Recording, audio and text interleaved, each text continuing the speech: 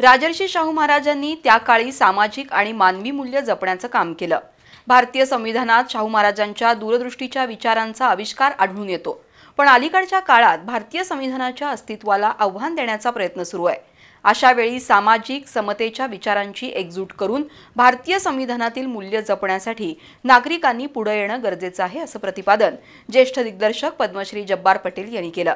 राजर्षी शाहू पुरस्कारानं जब्बार पटेल यांना आज सन्मानित करण्यात आलं। राजर्षी शाहू छत्रपती मेमोरियल ट्रस्टच्या वतीनं दरवर्षी राजर्षी शाहू पुरस्कार दिला जातो। यंदाच्या राजर्षी शाहू महाराजांच्या 151व्या जयंतीनिमित्त आज पुरस्कार वितरण झालं। शाहू मेमोरियल ट्रस्टचा 39वा पुरस्कार ज्येष्ठ नाट्य आणि चित्रपट दिग्दर्शक जब्बार पटेल यांना खासदार श्रीमंत शाहू महाराज यांच्या हस्ते देण्यात आला। मानपत्र आणि 1 लाख रुपये असं या पुरस्काराचं स्वरूप आहे। डॉक्टर अशोक चौसाळकर यांनी जब्बार पटेल यांचा परिचय करून दिला, तर जिल्हा पुरवठा अधिकारी आणि शाहू मेमोरियल ट्रस्टच्या सचिव मोहिनी चव्हाण यांनी मानपत्राचं वाचन केलं। पुरस्कार स्वीकारल्यानंतर जब्बार पटेल यांनी आपले विचार मांडले। राजर्षी शाहू महाराजांनी सर्व क्षेत्रात सर्वव्यापी काम केलं। समतेचा विचार त्यांनी दिला। संगीत, नाटक, लोककला यांचा राजर्षींनी सन्मान केला। मागास, दलित, महिला, कुष्ठरोगी यांच्यासाठी मोठं काम केलं। राजर्षी शाहूंच्या विचारांचं प्रतिबिंब भारतीय संविधानात दिसून येतं। अलीकडच्या काळात संविधानाच्या अस्तित्वालाच आव्हान देण्याचे प्रयत्न सुरू आहेत।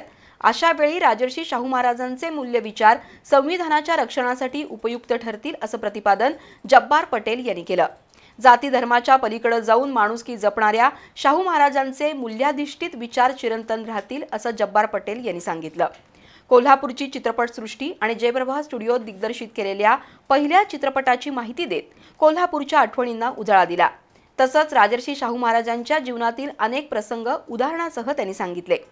पटेल यांनी पुरस्काराची रक्कम बाबा आमटे यांच्या आनंदवन आणि दाभोळकर यांच्या अंधश्रद्धा निर्मूलन संस्थेसाठी दिली। देशाची आणि महाराष्ट्राची वाटचाल राजर्षी शाहू महाराजांच्या विचारावर होणं आवश्यक असल्याचं खासदार श्रीमंत शाहू महाराज यांनी नमूद केलं। शाहू स्मारक भवनच्या नूतनीकरणासाठी सढळ हस्ते मदत करण्याचं आवाहन जिल्हाधिकारी अमोल येडगे यांनी केलं। समाजातील प्रत्येक घटकाच्या कल्याणासाठी कार्य करणाऱ्या राजर्षी शाहू महाराजांचे विचार आचरणात आणूया, असं सांगत शाहू मेमोरियल ट्रस्टच्या नूतनीकरणासाठी 5 कोटी रुपयांचा निधी पालकमंत्री प्रकाश आंबेडकर यांनी जाहीर केला। शाहीर आझाद नायकवडी यांनी शाहू गौरव गीत सादर केलं।